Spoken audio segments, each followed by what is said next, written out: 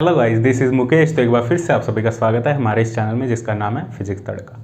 तो आज हम डिस्कस करने जा रहे हैं इलेक्ट्रोमैग्नेटिक थ्योरी का एक और टॉपिक, बहुत ही इंपॉर्टेंट टॉपिक है मैक्सवेल इक्वेशन। तो जैसा कि हमने लास्ट वीडियो में डिस्कस किया था कि आगे आने वाले जो 2 महीने हैं CSIR नेट JRF के लिए, आई थिंक जुलाई में एग्ज़ाम हो जाएगा, मिड जुलाई में कह रहे हैं एग्ज़ाम हो जाएगा। तो उसके लिए हम क्या क्या आगे आने वाले चैनल पे, आगे आने वाले टाइम में हम क्या क्या अपलोड करेंगे चैनल पे, क्या क्या डिस्कस करेंगे, कौन कौन से टॉपिक डिस्कस करेंगे, ये सब कुछ हमने डिस्कस किया था कल। और अभी तक चैनल पे कितना कंटेंट अपलोड हो चुका है उसके बारे में भी हमने डिस्कस किया था। ठीक है, क्या वो जो कंटेंट अपलोड हुआ है और जो होने वाला है कंटेंट अपलोड, क्या वो इनफ है CSIR नेट JRF का एग्ज़ाम क्वालिफाई करने के लिए? ये सब चीज़ें हमने आने वाले जो कल वीडियो डिस्कस की थी उसमें हमने डिस्कस किया था, कल वाले लेक्चर में हमने डिस्कस किया था। उसका जो लिंक है वो मैं डिस्क्रिप्शन में दे दूंगा। ठीक है, जो जिसने भी वो वीडियो नहीं देखी है वो वीडियो एक बार जाके ज़रूर देखें, ताकि उससे तुम्हें क्लैरिटी होगी कि इस चैनल से यदि हम पढ़ते हैं, इस चैनल से यदि हम कंप्लीट इस चैनल को फॉलो करते हैं और इससे पढ़ते हैं, तो इसका जो कंटेंट है, क्या कंप्लीट कंटेंट है हमारे लिए इनफ होगा to qualify the CSIR NET JRF exam. ठीक है, जो आने वाला जुलाई का एग्ज़ाम है, आगे की बात नहीं कर रहा, अभी हम जुलाई की बात करें, जो जुलाई में एग्ज़ाम होगा वो क्या हम क्वालिफाई कर पाएंगे इस चैनल से यदि हम पढ़ते हैं तो। ठीक है, वो सब चीज़ें हमने डिस्कस, उस वीडियो में मैंने ये डिस्कस किया था जो इलेक्ट्रोमैग्नेटिक थ्योरी है उसमें हम 2 टॉपिक डिस्कस करेंगे, Maxwell equation and EM waves. ठीक है, इलेक्ट्रोमैग्नेटिक वेव हम डिस्कस करेंगे, लेकिन कंप्लीट डिस्कस करेंगे, क्वेश्चन भी डिस्कस करेंगे, कंप्लीट टॉपिक डिस्कस करेंगे, डिटेलिंग में जाएंगे, अच्छे से एक एक चीज़ डिस्कस करेंगे, ताकि ये टॉपिक तुम्हें दोबारा कहीं से पढ़ने की जरूरत ना पड़े।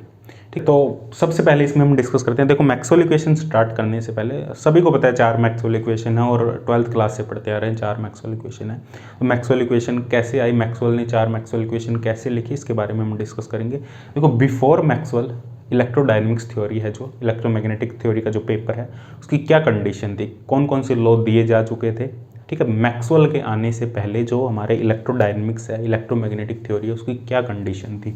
ठीक है, बिफोर मैक्सवेल, पहले वो हम डिस्कस करेंगे। Before Maxwell condition of EMT, electromagnetic theory की क्या कंडीशन है मैक्सवेल के आने से पहले, फिर मैक्सवेल ने उसमें क्या क्या मॉडिफिकेशन किए।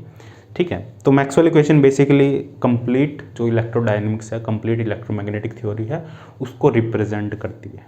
ठीक है, एक मतलब उसको कंप्लीटली रिप्रेजेंट करती है इलेक्ट्रोमैग्नेटिक थ्योरी को, इसलिए थोड़ा सा ये थियोटिकल टॉपिक भी है, क्योंकि कंप्लीट EMT कवर होती है इसके अंदर, इसलिए थोड़ा सा ये थियोटिकल टॉपिक और एक एक पॉइंट समझना जरूरी है इसमें। ठीक है, तभी तुम्हें आगे का जो रेडिएशन पार्ट है वो भी अच्छे से क्लियर होगा, और जो इलेक्ट्रोमैग्नेटिक थ्योरी है, पॉइंटिंग वेक्टर है, वो सब तभी क्लियर होंगे जब तुम मैक्सवेल इक्वेशन को अच्छे से डिस्कस करो, अच्छे से पढ़ोगे, एक एक टॉपिक, एक एक पॉइंट तुम्हें पता होगा। ठीक है, तो सबसे पहले हमने डिस्कस किया था इसमें Gauss law of electrostatics, Gauss law of electrostatics, ये हमने डिस्कस भी किया, इसकी एप्लीकेशन भी डिस्कस की है। ठीक है, ये कंप्लीट प्लेलिस्ट है जिसमें आई थिंक 39 लेक्चर है। ठीक है, जिसने वो नहीं देखे हैं अभी तक, वो लेक्चर देखो, उनको धीरे धीरे करके।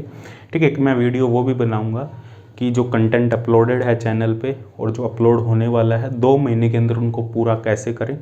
ठीक है, क्या शेड्यूल होना चाहिए तुम्हारा, कैसे कैसे हमें कंप्लीट करना है, पूरा प्रॉपर टाइम टेबल है, वो शेड्यूल में एक दिन बना दूंगा, वो अपलोड कर दूंगा वीडियो। ठीक है, Gauss law of electrostatics, Gauss law of electrostatics की जो मैथमेटिकल फॉर्म है वो क्या है, E.NDS। इसका फिजिकल सिग्निफिकेंस देखेंगे हम, Q enclosed by epsilon not. This is the integral form of Gauss law of electrostatics. It represent the total electric field, electric flux passing through a close surface. जो electric flux होगा किसी close surface से जो पास होगा वो किसके equal होगा, Q enclosed. Q enclosed का मतलब है उस क्लोज सरफेस के अंदर टोटल कितना चार्ज है upon epsilon not. Epsilon not represent the permittivity of free space. ठीक है, यदि किसी मीडियम की हम बात करेंगे तो वहाँ पे सिर्फ एप्सिलॉन होगा, परमिटिविटी ऑफ मीडियम। ठीक है, ये फ्री स्पेस की परमिटिविटी है। यहाँ पे E रिप्रेजेंट करता है, यहाँ पे जो E है यहाँ पे वो रिप्रेजेंट करता है इलेक्ट्रोस्टैटिक फील्ड को, इलेक्ट्रोस्टैटिक्स फील्ड। ठीक है, ये ध्यान रखना, E यहाँ पे इलेक्ट्रोस्टैटिक फील्ड को रिप्रेजेंट करता है। एक E फैराडे लॉ में आएगा, वो अलग E है। ये E, इस E में और उस E में डिफरेंस है, बहुत ज़्यादा डिफरेंस है, दोनों सेम नहीं है। ठीक है, जो थर्ड मैक्सवेल इक्वेशन और फर्स्ट मैक्सवेल इक्वेशन दोनों अलग अलग है, जिसमें इलेक्ट्रिक फील्ड है वो दोनों अलग अलग टाइप के इलेक्ट्रिक फील्ड है। ये जो इलेक्ट्रिक फील्ड है ये कंजर्वेटिव है नेचर में, कंजर्वेटिव फील्ड है। कंजर्वेटिव फील्ड की जो डेफिनेशन है वो ये है, कोई भी फील्ड कंजर्वेटिव फील्ड तब होगा जब उसका कर्ल 0 होगा। कर्ल जीरो होगा, या हम कह सकते हैं उसका जो लाइन इंटीग्रल है क्लोज पाथ पर वो जीरो होगा। तो वो जो फील्ड है वो कंजर्वेटिव फील्ड होगा, और ये जो ई है ये कंजर्वेटिव फील्ड है। ठीक है, अब इसको प्रूव भी करेंगे हम ये कैसे है कंजर्वेटिव फील्ड, और ये यहाँ पे रिप्रेजेंट करता है फ्लक्स को। ठीक है, E dot and D S it represent the electric flux passing through close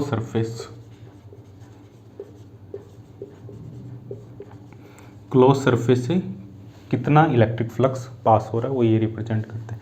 Q enclose यहाँ पे रिप्रेजेंट करता है total charge inside close surface.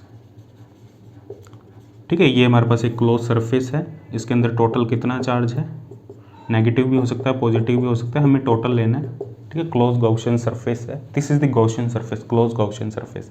इसके अंदर टोटल कितना चार्ज है अपॉन एप्सिलॉन नॉट। ठीक है, this is the Gauss law of electrostatics. इसकी एप्लीकेशन हमने डिस्कस की थी, how to find the electric field from using this Gauss law of electrostatics. Charge distribution कैसे फाइंड करें, अलग अलग एप्लीकेशन हमने इसमें डिस्कस की थी।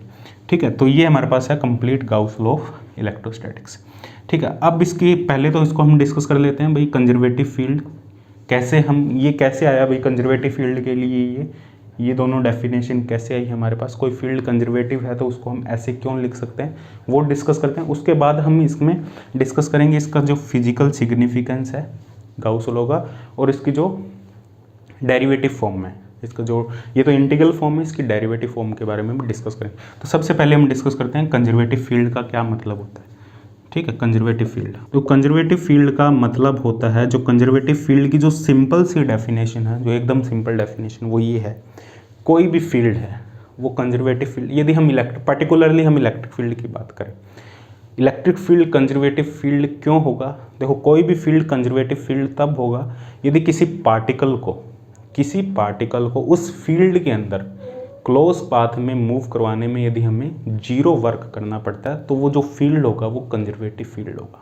ठीक है, कोई फील्ड है हमारे पास, ये हमारे पास एक फील्ड है, और पर्टिकुलरली हम इलेक्ट्रिक फील्ड की ही बात कर लेते हैं। इलेक्ट्रिक फील्ड है, एक हमारे पास पार्टिकल है, ऑब्वियसली चार्ज पार्टिकल होगा, इसको यदि हम क्लोज पाथ में मूव करवाएं, कोई भी क्लोज पाथ हो सकता है, ज़रूर नहीं वो सर्कल ही होगा, किसी भी क्लोज पाथ में मूव करवाएं तो यदि हमें वर्क जीरो करना पड़ रहा है, कोई भी वर्क नहीं करना पड़ रहा, यदि हमें क्लोज पाथ में मूव करवाने में कोई भी वर्क नहीं करना पड़ रहा, तो ये जो फील्ड होगा वो कंजर्वेटिव फील्ड होगा। देखो यहाँ से ये कंडीशन कैसे आती है, वर्क की हमें डेफिनेशन पता है, F dot D L equal to zero, ये वर्क की डेफिनेशन, और एफ क्या है हमारे पास, क्यू ई।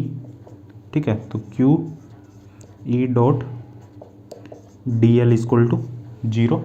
ठीक है, तो Q तो नॉट जीरो नहीं हो सकता, तो ये डेफिनेशन होगी हमारे पास कंजर्वेटिव फील्ड की, E dot D L equal to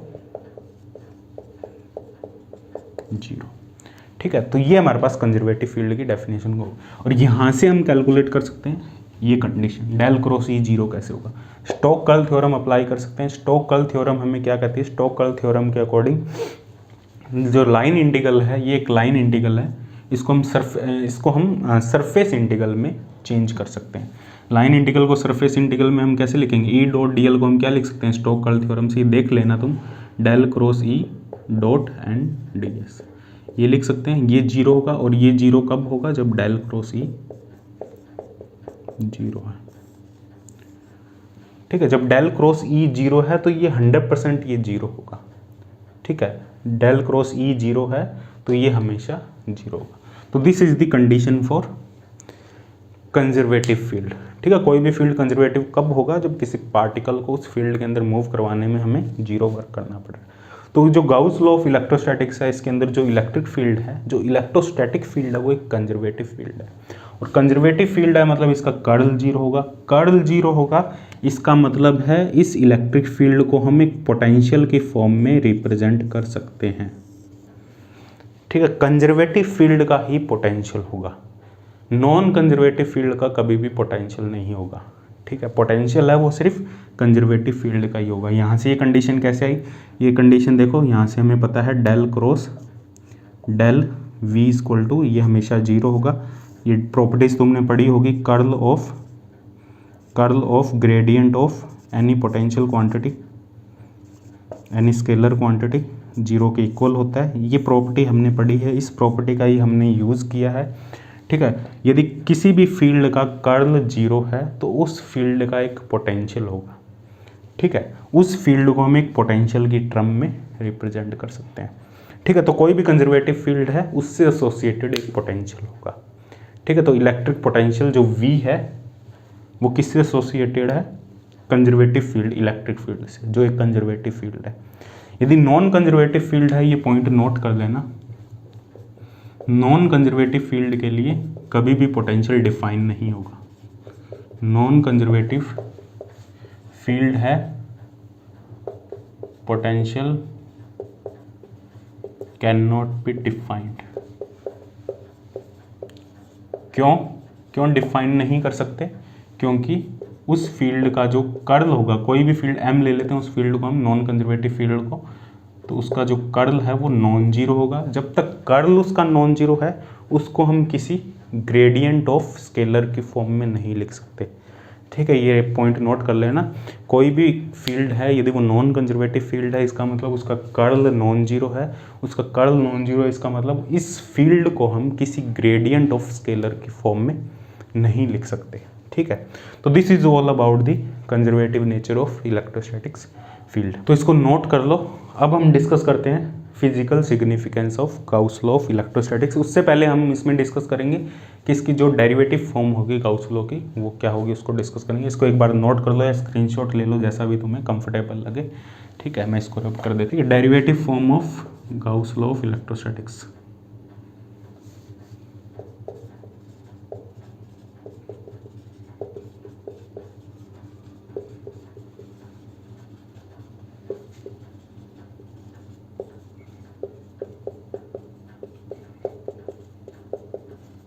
देखो डेरिवेटिव फॉर्म क्या होगी इसकी, ये हमारे पास इंटीग्रल फॉर्म है, E dot N D S equal to Q enclosed upon epsilon not.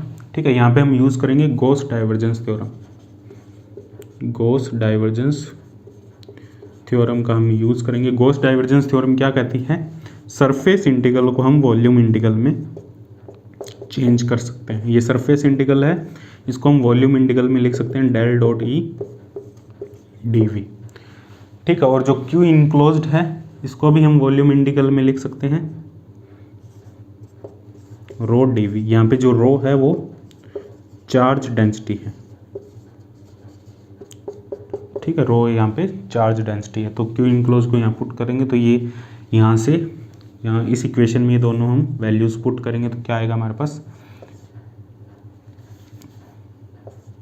Del dot E D V equal to rho D V by epsilon naught. इसको इस साइड लेके जाएंगे तो यहाँ से हम कंपेयर करके भी देख सकते हैं, del dot E equal to rho by epsilon naught. ठीक है, तो ये हमारे पास होगी derivative form of Gauss law of electrostatics. Del dot E equal to rho by epsilon naught. यहाँ पे जो डेल डॉट ई है ये डाइवर्जेंस को रिप्रेजेंट करता है, डाइवर्जेंस ऑफ इलेक्ट्रिक फील्ड। ठीक है, डेल डॉट ई। ठीक है, ये इसको हम ऐसे भी लिख सकते हैं divergence of electric field. Divergence की डेफिनेशन पता होगा सभी को। ठीक है, D by D X I cap, D by D Y J cap, D by D Z K cap. ठीक है, ये डाइवर्जेंस की हमारे पास डेफिनेशन है। ठीक है, this is the integral form of Gauss law of electrostatics and this is the derivative form of Gauss law of electrostatics. और यहाँ पे जो ई है वो एक कंजर्वेटिव फील्ड है, बहुत इंपॉर्टेंट पॉइंट है, इसको नोट कर दें। ठीक है, तो इसका फिजिकल सिग्निफिकेंस क्या है? इसका फिजिकल जो डेल डॉट ई है वो एक फ्लक्स, वो फ्लो क्वांटिटी या फ्लक्स को रिप्रेजेंट करता है। फ्लक्स को रिप्रेजेंट करता है, फ्लक्स के फ्लो को रिप्रेजेंट करता है। जो फ्लक्स है वो किसी सरफेस से बाहर निकल रहा है, अंदर जा रहा है या जीरो है। यदि डेल डॉट ई की जो वैल्यू है, डेल डॉट ई की वैल्यू यदि ग्रेटर देन जीरो है तो जो फ्लक्स है, इलेक्ट्रिक फील्ड का जो फ्लक्स है वो बाहर की तरफ आ रहा है क्लोज सरफेस से। ठीक है, del dot E greater than zero है तो जो फ्लक्स है, इलेक्ट्रिक फील्ड लाइन है वो सरफेस से, क्लोज सरफेस से बाहर निकल रहा है। ये ग्रेटर देन जीरो कब होगा? जब रो की वैल्यू ग्रेटर देन जीरो होगी, जब charge density greater than zero होगी, मतलब जो total charge density inside the surface वो पॉजिटिव होगी। ठीक है, जो total charge inside the surface है वो यदि पॉजिटिव है तब हमारा जो फ्लक्स है वो बाहर की तरफ होगा। ठीक है, इलेक्ट्रिक फील्ड लाइन है वो सरफेस से बाहर निकलेगी। यदि del dot E less than zero है, ठीक है, तो जो फ्लक्स है वो इनवर्ड होगा। जो इलेक्ट्रिक फील्ड लाइन है वो सरफेस में अंदर की तरफ जाएगी, अंदर की तरफ एंटर करेगी। ये कब होगा? जब रो की वैल्यू लेस देन जीरो, क्योंकि एप्सिलॉन नॉट तो पॉजिटिव क्वांटिटी है। ठीक है, तो रो की वैल्यू यदि लेस देन जीरो है, मतलब जो नेगेटिव ओवरऑल जो टोटल चार्ज है इस सरफेस के अंदर यदि वो नेगेटिव है तो del dot E less than zero का। ठीक है, इसमें एक केस और हो सकता है, यदि डेल डॉट ई जीरो है तो इसका क्या मतलब है? डेल डॉट ई जीरो का मतलब है, इसमें दो कंडीशन हो सकती है। डेल डॉट ई जीरो में दो कंडीशन हो सकती है, या तो कोई फ्लक्स पास नहीं कर रहा सरफेस से। ठीक है, फर्स्ट कंडीशन ये हो सकती है, there is no flux passing through surface, surface से कोई भी फ्लक्स पास नहीं कर रहा। और दूसरी कंडीशन ये हो सकती है कि जो आउटवर्ड फ्लक्स और इनवर्ड फ्लक्स है वो इक्वल है, जितना पास कर रहा है, जितना बाहर निकल रहा है उतना अंदर भी एंटर कर रहा है। Outward flux is equal to inward flux, इसका मतलब है जितना फ्लक्स है वो बाहर निकल रहा है उतना ही अंदर भी एंटर कर रहा है। ठीक है, ये दोनों कंडीशन हो सकती है del dot E is equal to zero में। ठीक है, कोई फ्लक्स पास कब नहीं करेगा? जब अंदर चार्ज जीरो होगा। मान लो अंदर टोटल चार्ज जीरो है तो डेल डॉट ई की वैल्यू जीरो होगी। ठीक है, टोटल चार्ज जीरो होने का मतलब डेल डॉट ई की वैल्यू जीरो होगी। डेल डॉट ई जीरो होने का ये मतलब नहीं है यहाँ पे भी इस क्लोज सरफेस से जो इलेक्ट्रिक फील्ड लाइंस होगी या इस क्लोज सरफेस के अंदर जो इलेक्ट्रिक फील्ड होगा वो जीरो होगा। ठीक है, डेल डॉट ई जीरो होने का ये मतलब नहीं है कि इलेक्ट्रिक फील्ड भी जीरो होगा। इलेक्ट्रिक फील्ड जीरो होगा तब तो डेल डॉट ई जीरो होगा ही होगा। इलेक्ट्रिक फील्ड नॉन जीरो भी हो सकता है, तो इलेक्ट्रिक फील्ड यहाँ पे मे और मे नॉट भी जीरो।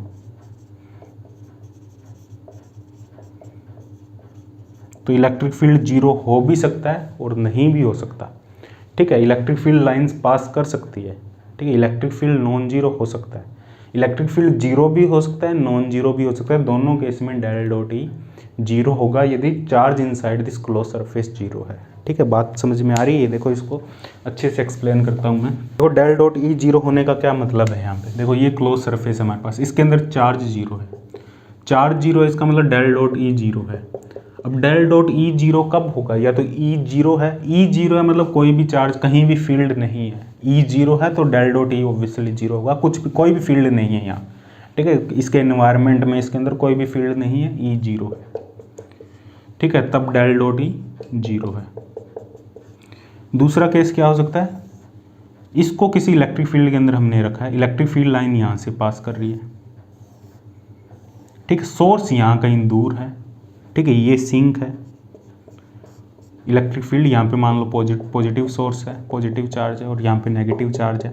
अंदर तो कोई चार्ज नहीं है, जो चार्ज है वो बाहर है। यहाँ पे पॉजिटिव चार्ज, यहाँ नेगेटिव चार्ज है, चार्ज बाहर है। इस सरफेस के अंदर कोई भी चार्ज नहीं है तो रो जीरो है इसके अंदर, लेकिन ई नॉट इक्वल टू जीरो है। इलेक्ट्रिक फील्ड तो है, इस पॉइंट पे कुछ ना कुछ इलेक्ट्रिक फील्ड होगा, इस पॉइंट पे निकाल सकते हो तुम। यदि ये प्लेट है, पॉजिटिव प्लेट है, ये नेगेटिव प्लेट है, तो यहाँ पे कोई ना कोई इलेक्ट्रिक फील्ड होगा, सिग्मा बाय एप्सिलॉन नॉट करके तुम निकाल सकते हो यदि वो इनफाइनाइट प्लेट है तो। लेकिन इलेक्ट्रिक फील्ड जीरो नहीं है, लेकिन डेल डॉट ई जीरो है। ठीक है, मतलब जो टोटल फ्लक्स इस सरफेस से क्लोज सरफेस से पास हो रहा है वो जीरो है। ठीक है, तो डेल डॉट ई जीरो ये इसका फिजिकल सिग्निफिकेंस है। यदि ग्रेटर देन जीरो है तो टोटल फ्लक्स आउटवर्ड होगा, लेस देन जीरो है, del dot E less than zero है तो इनवर्ड होगा। और यदि जीरो के इक्वल है तो ना तो या तो फ्लक्स है ही नहीं वहाँ पे, या जितना आउटवर्ड है उतना इनवर्ड है, दोनों इक्वल है, आपस में एक दूसरे को कैंसिल कर देंगे। ठीक है, तो ये बेसिकली सोर्स और सिंक को रिप्रेजेंट करता है। ये भी हो सकता है, मान लो जितना पॉजिटिव चार्ज है उतना ही नेगेटिव चार्ज अंदर है, तो वो रो जीरो ही हो जाएगा बेसिकली। ठीक है, जितना पॉजिटिव चार्ज, मान लो प्लस क्यू पॉजिटिव चार्ज है और माइनस क्यू नेगेटिव चार्ज है, तो फील्ड लाइन प्लस क्यू से निकलेगी, माइनस क्यू में एंटर करेगी, या यहाँ से भी फील्ड लाइन निकल रही है तो वो यहाँ से एंटर कर जाएगी। ठीक है, यहाँ से फील्ड लाइन ऐसे निकल रही है बाहर की तरफ पॉजिटिव चार्ज से, तो वो नेगेटिव में उतनी एंटर कर रही है क्योंकि मैग्नीट्यूड दोनों का इक्वल है चार्ज का। ठीक है, तो टोटल चार्ज 0 है, तो टोटल फ्लक्स भी क्लोज सरफेस जो टोटल फ्लक्स पास होगा वो 0 के इक्वल होगा। ठीक है, तो बेसिकली डाइवर्जेंस रिप्रेजेंट करता है सोर्स और सिंक को। यदि सोर्स और सिंक दोनों एक जगह है, ठीक है, सोर्स और सिंक दोनों एक जगह और इक्वल क्वांटिटी में है, पॉजिटिव चार्ज को हम सोर्स मान लेते हैं मान लो, ठीक है, और नेगेटिव चार्ज को हम सिंक मान लेते हैं। ठीक है, तो सोर्स से इलेक्ट्रिक फील्ड लाइन निकली, सिंक में एंटर कर गई, सोर्स से निकली सिंक में एंटर कर गई। यदि दोनों की क्वांटिटी सेम है, सोर्स और सिंक की जो क्वांटिटी है वो सेम है, तो जो नेट फ्लक्स होगा passing through this close surface is going to be 0। Net flux यहाँ पे 0 होगा। This is all about the physical significance of Gauss law of electrostatics. ठीक है, बहुत कुछ डिस्कस कर सकते हैं इस पर, बहुत डिटेल में भी जा सकते हैं अपने, लेकिन इतना इनफ है, इस पर इतना डिस्कस करेंगे बहुत इतना। और भी चीज़ें बहुत कुछ डिस्कस कर सकते हैं इस पर, काफ़ी एग्जाम्पल भी हम डिस्कस कर सकते हैं। ठीक है, जैसे एक फिजिकल जो रियल लाइफ एग्जाम्पल वो भी डिस्कस कर सकते हैं हम। जैसे कोई रिवर है मान लो, फ्लो कर रही है और उसका जो सोर्स है वो कोई पहाड़ है, मान लो ये पहाड़ से एक रिवर निकल रही है, यहाँ से वो फ्लो कर रही है और किसी समुंदर में मिल रही है यहाँ पे।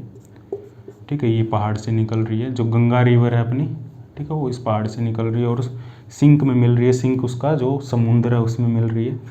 तो यदि हम यहाँ पे क्लोज सरफेस ड्रॉ करें, ठीक है, ये इसका सोर्स है, यहाँ पे इस रिवर का सोर्स, तो यहाँ पे डाइवर्जेंस ऑफ जो वाटर है वो 0 होगा, ग्रेटर देन 0 होगा, क्योंकि फ्लक्स है वो बाहर निकल रहा है इस सरफेस से। और यहाँ पे हम क्लोज सरफेस ड्रॉ करें तो डाइवर्जेंस इसका लेस देन 0 होगा, क्योंकि जो फ्लक्स है वो इस सरफेस के अंदर जा रहा है। और कहीं बीच में हम क्लोज सरफेस ड्रॉ करें तो जितना अंदर जा रहा है उतना ही बाहर निकल रहा है, तो यहाँ पे जो फ्लक्स है वो 0 के इक्वल होगा। इस टाइप से भी इसको तुम समझ सकते हो। ठीक है, बहुत डिस्कशन काफ़ी लॉन्ग हो सकता है इस पे, इस टॉपिक पे काफ़ी डिस्कस कर सकते हैं अपने, लेकिन इनफ है इतना। ठीक है, तो इसके बाद हम डिस्कस करते हैं जो सेकंड लॉ है हमारे पास, गाउस लॉ ऑफ मैग्नेटोस्टैटिक्स। ठीक है, तो अब हम डिस्कस करते हैं गाउस लॉ ऑफ मैग्नेटोस्टैटिक्स। इसकी क्या मैथमेटिकल फॉर्म है, B.NDS, ये भी हमने डिस्कस किया है, इक्वल टू 0। ठीक है, ये हमारे पास है integral form of Gauss law of magnetostatics. मतलब मैग्नेटिक फील्ड का जो फ्लक्स होगा पासिंग थ्रू एक क्लोज सरफेस, एक क्लोज सरफेस है, इससे जो मैग्नेटिक फील्ड का जो फ्लक्स पास करेगा वो हमेशा 0 होगा, कभी भी नॉन जीरो या नेगेटिव पॉजिटिव नहीं हो सकता। इसका जो डाइवर्जेंस है वो हमेशा 0 होगा। मैग्नेटिक फील्ड का जो डाइवर्जेंस है वो हमेशा 0 होगा। और जो मैग्नेटिक फील्ड है वो एक नॉन कंजर्वेटिव फील्ड है, इसका जो कर्ल है वो कभी भी 0 नहीं हो सकता, हमेशा नॉन जीरो होगा। मैग्नेटिक फील्ड एक नॉन कंजर्वेटिव फील्ड है। बी नॉन कंजर्वेटिव फील्ड है, ये जो मैग्नेटोस्टैटिक्स फील्ड है, ठीक है, यहाँ पे जो बी है वो मैग्नेटोस्टैटिक्स फील्ड है और एक नॉन कंजर्वेटिव फील्ड है, मतलब इसका जो कर्ल है वो कभी भी 0 के इक्वल नहीं होगा। तो यहाँ पे जो बी है, जो हम मैग्नेटिक पोटेंशियल डिफाइन नहीं कर सकते, बी के लिए हम मैग्नेटिक पोटेंशियल डिफाइन नहीं कर सकते। Magnetic potential can not be defined.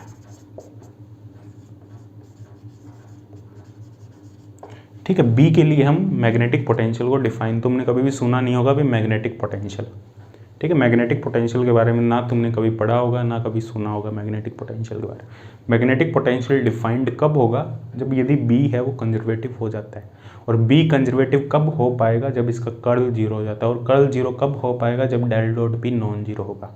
और del dot B non zero कभी नहीं होगा, डेल डॉट बी हमेशा 0 है। इसका मतलब है डेल डॉट बी 0 होने का मतलब है जो मैग्नेटिक मोनोपोल है वो एग्जिस्ट नहीं करता। Magnetic monopole not exist. Magnetic monopole का एग्जिस्टेंस नेचर पे नहीं है। मैग्नेटिक मोनोपोल का एग्जिस्टेंस नहीं है, इसका मतलब क्या है, जो इसका मैग्नेटिक फील्ड का, जो मैग्नेटोस्टैटिक्स फील्ड का जो सोर्स और सिंक है वो दोनों एक ही जगह पर है, उन दोनों को अलग अलग नहीं कर सकते।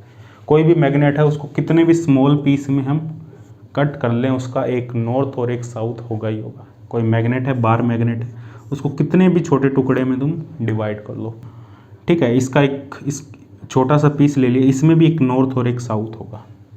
ठीक है। नॉर्थ साउथ होने का मतलब है जो सोर्स और सिंक है वो कभी भी अलग नहीं हो सकते मैग्नेटिक फील्ड के लिए। ठीक है, जो मैग्नेटिक सोर्स है, मैग्नेटोस्टैटिक्स फील्ड के लिए जो सोर्स और सिंक है वो हमेशा एक दूसरे के ऊपर रहेंगे। मतलब जितना सोर्स से फील्ड लाइन निकलेगी उतनी सिंक में एंटर करेगी। ठीक है, तो क्लोज सरफेस हमने ड्रॉ किया, इसके अंदर हमारे पास एक मैग्नेटिक सोर्स है NS। ठीक है, जो N से लाइन निकलेगी वो S में एंटर करेगी, N से निकलेगी S में एंटर करेगी। तो जितना फ्लक्स बाहर जा रहा है उतना फ्लक्स अंदर भी आएगा। तो नेट जो मैग्नेटिक फ्लक्स है वो हमेशा क्लोज सरफेस से हमेशा जीरो, क्लोज सरफेस की हम बात कर रहे हैं, क्लोज सरफेस से हमेशा जीरो होगा। तो this is the Gauss law of magnetostatic. इसका मतलब है, इसका फिजिकल सिग्निफिकेंस क्या है, मैग्नेटिक मोनोपोल एग्जिस्ट नहीं करता। यदि मैग्नेटिक मोनोपोल एग्जिस्ट करने लग जाए तो उस केस में B dot and DS zero के इक्वल नहीं होगा, डेल डॉट भी नॉन जीरो होगा। ठीक है, डेल डॉट भी नॉन जीरो होगा तो इसका एक मैग्नेटिक पोटेंशियल होगा, उसको उस मैग्नेटिक पोटेंशियल की फॉर्म में हम रिप्रेजेंट कर सकते हैं डेल फाई। फाई यहाँ पे एक मैग्नेटिक पोटेंशियल होगा, लेकिन अभी तक इसका एग्जिस्टेंस नहीं है मैग्नेटिक पोटेंशियल। लेकिन थियोरेटिकली कई बुक्स में तुम्हें मिल जाएगा, यदि ऐसा हो, यदि ये नॉन जीरो हो तो क्या कंडीशन होगी, मैग्नेटिक पोटेंशियल होगा। मैग्नेटिक मोनोपोल को यदि हम अलग अलग कंसीडर करें, ठीक है, वो काफ़ी बुक में तुम्हें डेरिवेशन भी मिल जाएंगे। यदि मैग्नेटिक मोनोपोल को हम अलग अलग देखें, मैग्नेटिक मोनोपोल यदि एग्जिस्ट करता है, जैसे पॉजिटिव और नेगेटिव चार्ज अलग अलग एग्जिस्ट करते हैं, वैसे यदि मैग्नेटिक मोनोपोल भी एग्जिस्ट करता है तो उसमें फिर सारी थ्योरीज हमारी ये डिफरेंट हो जाएगी। जो मैग्नेटिक फील्ड है वो कंजर्वेटिव नेचर का हो जाएगा। ठीक है, उसका पोटेंशियल एग्जिस्ट करने लग जाएगा, डेल डॉट भी नॉन जीरो होने लग जाएगा। ठीक है, मोनोपोल यदि एग्जिस्ट करता है तो वो थ्योरी सारी डिफरेंट हो जाएगी, लेकिन अभी तक एग्जिस्ट नहीं करता है। ठीक है, लेकिन तुम्हें बुक में थ्योरी मिल जाएगी, मैग्नेटिक मोनोपोल यदि एग्जिस्ट करता है तो क्या थ्योरी होगी।